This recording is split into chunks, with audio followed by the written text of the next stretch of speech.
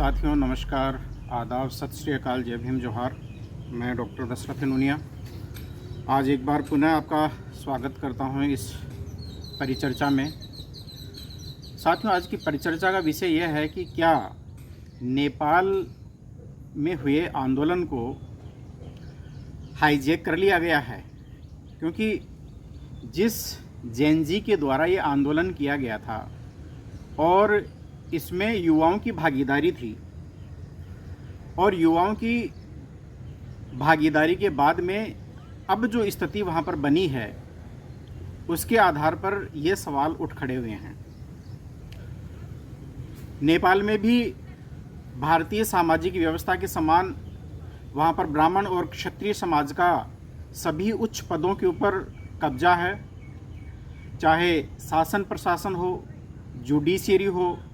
Bureaucracy हो, और इसके साथ साथ में जितने भी जो महत्वपूर्ण जो उद्योग धंधे और जो पर्यटन और होटल के उनके आमदनी के जो संसाधन है सभी के ऊपर कब्जा है, वो उच्च वर्ग का है। बाकी आम जनता की स्थिति बड़ी दयनीय है। आज मैंने एक वहाँ पर एक बहुजन समाज के एक नेता है, उनके द्वारा कहा जा रहा था कि लगभग 80% से ज़्यादा जन समुदाय है वो सत्ता से बाहर है। वहाँ पर लगभग 77 के लगभग वहाँ पर डिस्ट्रिक्ट्स हैं। जैसे अपने यहाँ पर ज़िलों में डीएम होता है, वहाँ पर इसी प्रकार से सीडीएम कुछ इस प्रकार का पद है वहाँ पर होता है, यानी डीएम से मिलता जुलता ही ऐसा कोई पद होता है। और उनके ऊपर सभी जो है वो ये उच्च वर्ग के जो लोग हैं वो सत्तासीन है। जो सेना प्रमुख है वो भी जो इसी वर्ग में से आते हैं। संविधान बदलने के बाद में, जब से नेपाल का संविधान बदला गया है उसके बाद से नेपाल में 13 प्रधानमंत्री हुए और 13 के 13 प्रधानमंत्री हैं वो सब उच्च वर्ग से हैं, ब्राह्मण और क्षत्रिय वर्ग से हैं। जब राजशाही के खिलाफ आंदोलन हुआ था तो आंदोलन में भाग लेने का काम है वो सभी वर्गों के द्वारा किया गया, लेकिन जो शासन सत्ता की जो बागडोर है वो जन सामान्य के हाथों में नहीं रही। यानी वहाँ पर आज के संदर्भ में जो SC ST OBC और माइनॉरिटी को देखें तो उनको अलग अलग एक तरह से वर्गों में है वो बांट रखा है। उनमें भी जैसे पहाड़ी और मधेसी जो है इस प्रकार से बांटे हुए, यानी कुछ काले जो है वो दलित OBC है और कुछ जो है गोरे दलित OBC है। तो मधेसियों में को जो है जब आंदोलन चला तो उनको जो है रिजर्वेशन दे दिया गया, लेकिन उसमें भी जो उच्च वर्ग के जो है वो जो ब्राह्मण है उन्हीं को जो है वो आरक्षण मिला है, बाकी और जो लोग हैं वो बाहर हैं। तो आंदोलन में अभी जो जेनजी का आंदोलन हुआ उस जेनजी के आंदोलन में सभी वर्गों ने भाग लिया और विशेष रूप से जो भागीदारी है वो छात्रों की और युवाओं की रही, और उसमें जन सामान्य वर्ग के जो लोग हैं वो शामिल थे। लेकिन अब जो स्थिति जो वहाँ पर बन रही है और जो बनकर आई है उससे ऐसा लगता है कि वहाँ पर छात्रों को, जेनजी को, जन सामान्य को कुछ भी मिलता हुआ नज़र नहीं आ रहा है। ये भी जो है वो देखने को मिल रहा है कि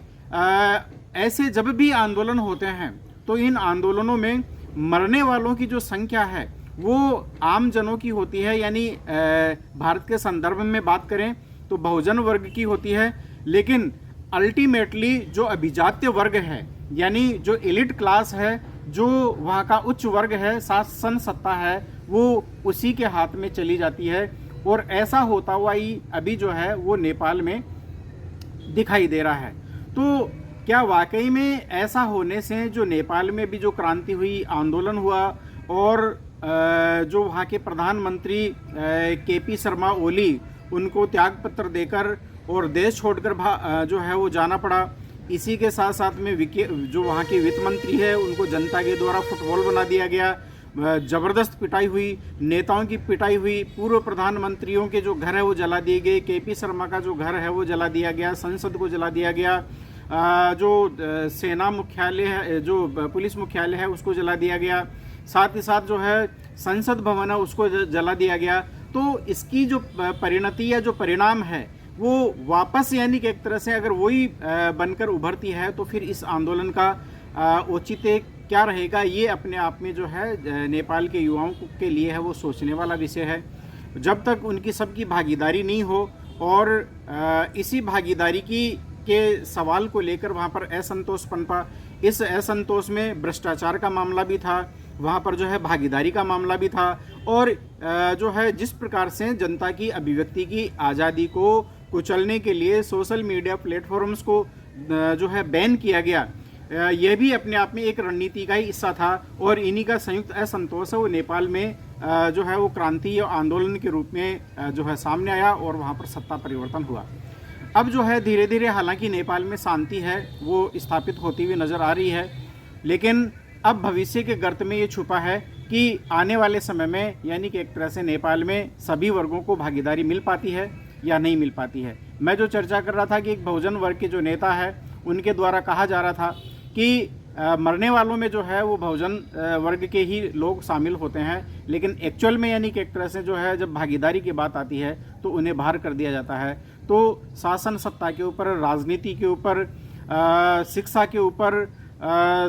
सभी के ऊपर जो कब्जा है वो वहाँ पर बहुजन वर्ग का नहीं है बल्कि उच्च वर्ग का है, अभिजात्य वर्ग का है, वहाँ के जो ब्राह्मण और जो क्षत्रिय है उसका है। बाकी जन सामान्य की स्थिति है वो भारत के सामान्य SC ST और यहाँ के जो OBC और माइनॉरिटी वर्ग हैं उन्हीं के समान है वो बनी हुई है। तो अब आगे नेपाल में क्या होगा ये भविष्य के गर्त में है। तो आज की चर्चा केवल इस प्रश्न के साथ में ही है कि क्या नेपाल में स्थिति है वो बदलेगी या वही रहेगी। बहुत बहुत धन्यवाद साथियों इस परिचर्चा में जुड़ने के लिए, और यदि आप हमारे विचारों से सहमत हो तो इस वीडियो को लाइक करें, चैनल को सब्सक्राइब करें और इस वीडियो को शेयर भी करें। साथ ही साथ यदि आप संविधान, सत्य, विज्ञान, मानवता, मानवाधिकार और अंतर्राष्ट्रीय कानून, कॉस्मो ह्यूमनिज्म और अम्बेडकरिज्म विश्वास करते हैं, यदि विश्वास करते हैं ज्ञान, विज्ञान, मानवता